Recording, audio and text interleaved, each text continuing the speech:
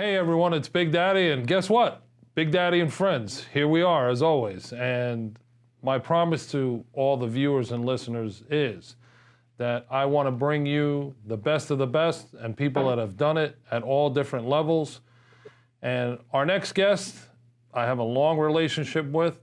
He's been a champion, he's a Hall of Famer, and even though he has a name, I always call him Champ. Bernard Hopkins. B-Hop, welcome to Big Daddy and Friends, my friend. Hey, thank you. Thank you for having me. So listen, let's just get right down to it. You know, I have my own Mount Rushmore of boxing, which you, B-Hop, would be on it. What other three boxers should I add? One is whether they living or deceased. I think right now, of course, you have me, Andre Ward, and we go for Crawford, Terrence Crawford. You should add. So that's you, Andre Ward, Terrence Andre Crawford. Ward, yes.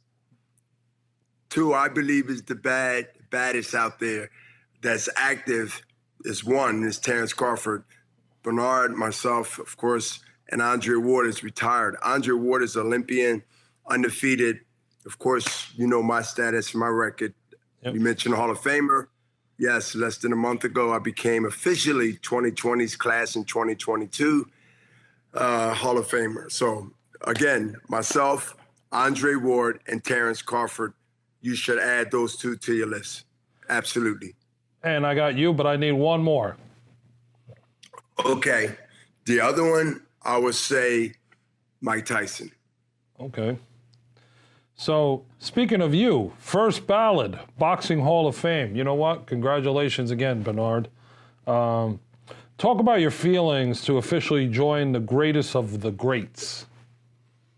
Well, first of all, the short answer is it feels great to be amongst the greats here and past. In the future, others will try to reach their goal to be there in the Hall of Fame. But it's such, listen, I'm in a house where the elite Hall of Famers from the past and present, it's a great feeling to be honored for those 4 days up in Syracuse, New York, of course, and you know, Catastoria, where the House of the Hall of Fame resides. It's such a great feeling, man, when you know that all that you've done, that I've done for 28 years, Big Daddy, and it's coming to be recognized, even though the respect was there leading up to now or then. It really sinks in when you're there at the Hall of Fame with all the other greats and Hall of Famers, Lil Ali, female boxers, of course, male boxers. The category went from judges to referees to ring announcers.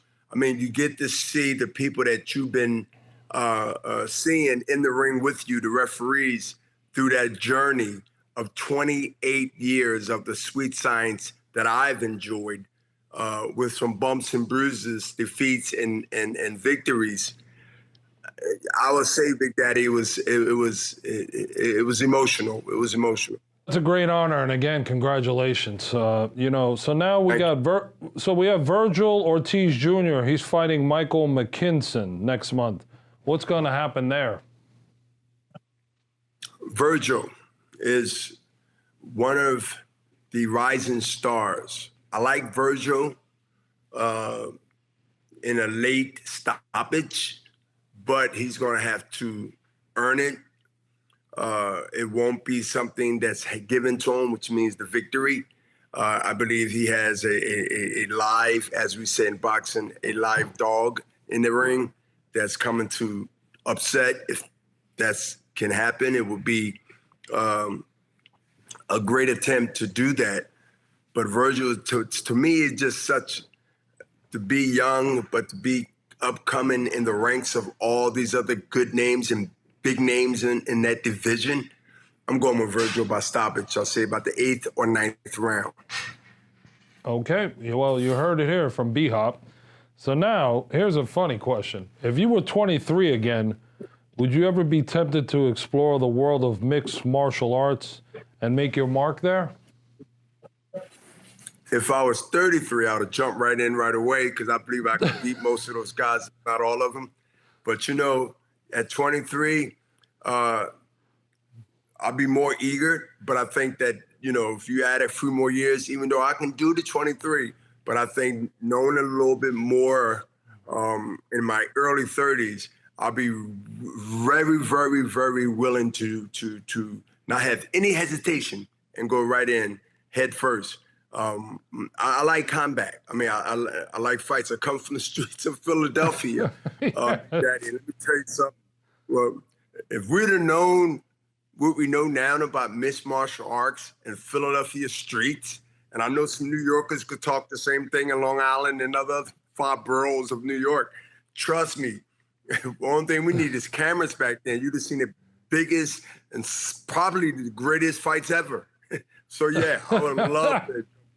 Hey, just like the song, right? Kung Fu Fighting. Everyone was Kung Fu Fighting, right? Remember that Kung Fu Fighting? Yeah. I mean, that was, come on. I mean, we're around the same age. We know. Yeah. Yeah, I would have dived right in, literally dived right in at 23 or 22 years old. And you probably would have been the champ there too, knowing you. So I'll definitely, by no doubt, by any means necessary. Elbow, head, chokehold, yes. Yes, indeed.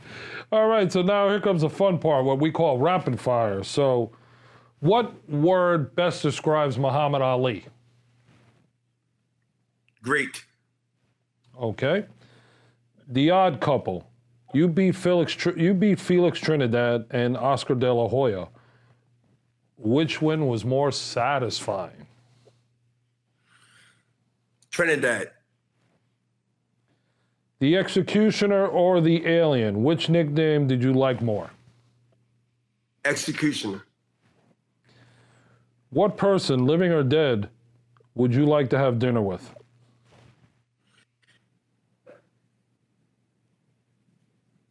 Muhammad Ali. That's a good one. All right, ready? Now we're going to talk your hood. Best restaurant in Philadelphia. Come on, man. You ain't the only There's Philly so guy I've many had on here. So many of them, but let me tell you. Verdicchio's, good Italian restaurant. I love Italian foods. I can walk here from my condo. It's about 3 blocks up Spring Garden Street. Verdicchio's, look it up, people that hear this. Verdicchio's, right on, I believe, 8th and 9th and Spring Garden, right in between those 2 numbers. Verdicchio's. All right. Well, hey, listen, everyone out there, you just heard it. You just heard it. I'm promoting them now because I'm looking for a free meal tomorrow. Well, we'll make sure we get it out there. Everyone, you got that. You can go there and meet Bernard Hopkins one day. Get lucky and get an autograph, get a picture. There all the time. So, what's your favorite music artist of all time? Any music? Anything. Yep. Any music or just Miles Davis, jazz. I love Miles Davis. Okay. Yeah, we listen. Everyone. Can I give you one more R&B? Absolutely. Absolutely. She's coming to Philadelphia at the Dell tonight. Gladys Knight. Gladys Knight. Okay. I don't think the Pimps is going to be there, but Gladys Knight and the Pimps. Got it. Well, listen, that's a good. You've got great selections there, great answers to those questions. So now we're going to go down Big Daddy memory lane. So to all the viewers and all the listeners out there, Bernard and I have been friends for, I'd say, a good 15 years, maybe more. Or better. Or better, yeah. And I've been fortunate enough to see Bernard fight in multiple cities from East Coast to West Coast to Canada. And I think one of the most memorable moments that I ever had with Bernard, and we actually shared this thought the other day. We were together out in the Hamptons. when you fought Pascal in Montreal, in his hometown, and you showed the world that some young kid was not going to beat you. And in between rounds, when he was sitting on his stool sucking wind, you didn't even go to your stool. You went and did push-ups in front of everybody. And I was like, man, I was telling, I think Kevin Weeks was with me. Yeah, we were all sitting there, and I'm like, look at that. Look at, and you know, Weeks, he's a hockey guy in shape and, you know, all that. And we're like, you want to talk about being in shape? Look at that. He's not even going to the stool. You went down and started doing push-ups. Then you got up and you slapped your gloves and you were ready to go. And I was like, wow, that's impressive. So that is one of the great... And the young guy, Jean Pascal, was sitting in his corner breathing. Yep. The guy's 26, 27 years old, and I'm doing push-ups. The fight mentally was one right there. It was one mentally right there. I just had to finish it. Yep. No, listen, I was blessed and so excited to be there. Obviously, we had a big entourage there of like 50 people just on our group. And it was great to see you win. And you did it in his backyard, which even made it more impressive. So that was great. So, you know, that's a Big Daddy Bernard memory lane that I'll never forget. But anyway. And Big Daddy, you can't forget about this before we leave. Sure. Our friend, our guy, 39, yes. Artie Raven. Listen, not only did he bring 50 people and you brought the other 20 or 15, when we went to those fights, or to my fight to represent me, I don't think it was less than it. I don't think it was less than 30 people at any of the fights that you was involved with Artie to come to any city or state, as you mentioned, that didn't have buses and took up multiple hotel rooms and suites to support me and to be there for me. And like I said in the Hamptons, a few days back, and I'm gonna say it to you and I said it to Artie Raven, 39, excuse me. Thank you, yeah. Thank you, thank you. Friends for life, family for life, Victor, you know, Baby Ray, everybody on the, which I call the family. Thank you, thank you, thank you. Well, listen, you know, I'll be the first one to say the same thing. Artie, thank you. You know, we've gone to so many of your fights, and you're right. We've done planes, we've done buses, we've done multiple hotel rooms. And then, yes, and then I have, you know, Artie made the disc, and I still have the disc where he sings, you know. Tell him.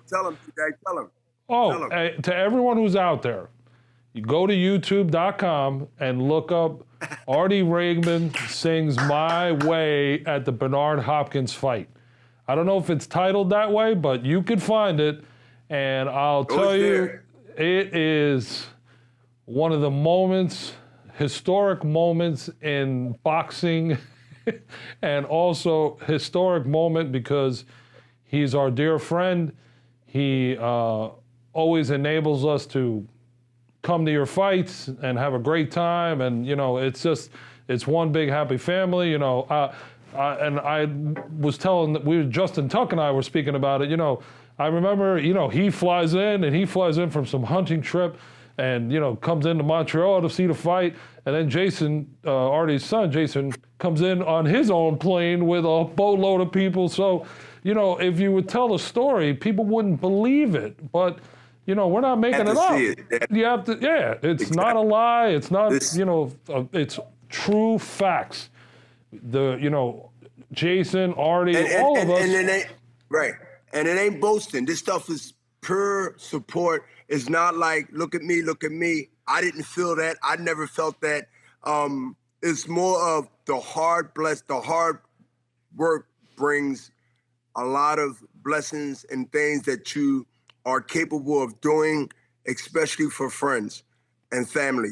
And when you have that in today's world that we live in now, I know a lot can appreciate what you're saying and what I'm saying. You hold on to that as gold. And as you said, we've been knowing each other over 15 years, and I'm going to put the plus at the end of that because that's an example. Even though you can agree to disagree, at the end of the day, family. Absolutely. And that's what I consider you. And again, obviously, we were with each other last weekend, and great time with Hardy, with Jason, everybody. Angelica was with us. I mean, so the whole one big group, one big happy family. And by the way, she wanted me to give you a shout out because she loves that you support Share, her women's empowerment group. And, Yes. Exactly. I'm there for her. Let her know. I will let her know. I will let her know for sure. But listen, Bernard, we got to fly. So I wanted to say, my brother, thank you again, champ. And I'll be seeing you real soon. And we'll have you back on Big Daddy and Friends. Until next time. Yes, sir. All right, take care, Get a my hole brother. in one. Get a hole in one. Get a hole in one to make the world news. Get a hole in one out there in the coffee. Yeah, yes, if I made a hole in one, I would make world news. So until next time, we'll see everybody real soon on Big Daddy and Friends. Take care.